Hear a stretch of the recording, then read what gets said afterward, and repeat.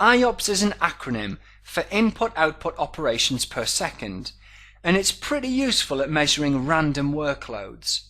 But, and I can't stress the following enough, IOPS numbers are absolutely useless without associated latency figures. Also, IOPS literally come in all shapes, sizes and types.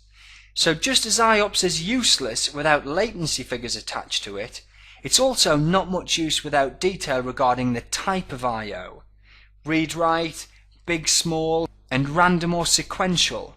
For example, an array will almost certainly perform a lot better at large block sequential read I/O than it will at small block random read, especially if the array is based on spinning disks, obviously due to the mechanical latency involved with random workloads. All the head movement and the rotational latency and the likes. On the topic of IOPS, it's important to know that the capacity of a drive can affect its performance. For example, a 1 TB drive that can do 100 IOPS may not perform as well as a 4 TB drive that can also perform 100 IOPS. The reason for this is that the 4 TB drive can potentially store up to 4 times as much data as the 1 TB drive, and therefore potentially be subject to 4 times as much demand for I/O. As an example, if you could store a database on your 1 TB drive, you might be able to store 4 databases on the 4 TB drive. But that's just from a capacity perspective. You have 4 times as much capacity, but you don't have 4 times as much performance or 4 times as many IOPS. So you need to keep this in mind. IOPS per terabyte is a way of measuring this.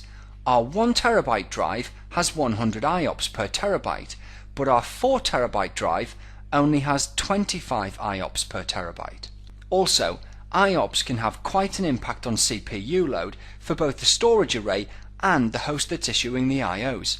For example, a workload of 1000 4K IOPS will be a lot more computationally intensive than a workload of 100 40K IOPS, even though they're both processing 4000K. That's because each I/O has to be handled individually, placing a higher load on the CPU. And when the CPU load gets high, performance tends to suffer. It's usually a good idea to try and keep CPU load below 70% on most storage arrays. But that's only a general guideline. The important things are: 1.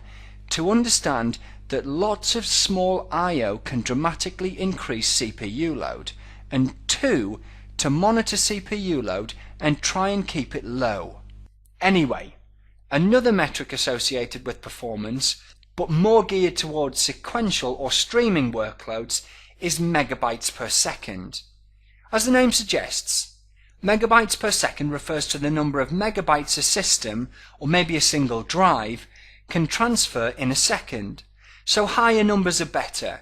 A system that can sustain 1000 megabytes a second is capable of more throughput than a system that can only sustain 500 megabytes a second.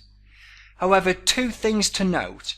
First up, megabytes a second numbers for read and write will usually be different.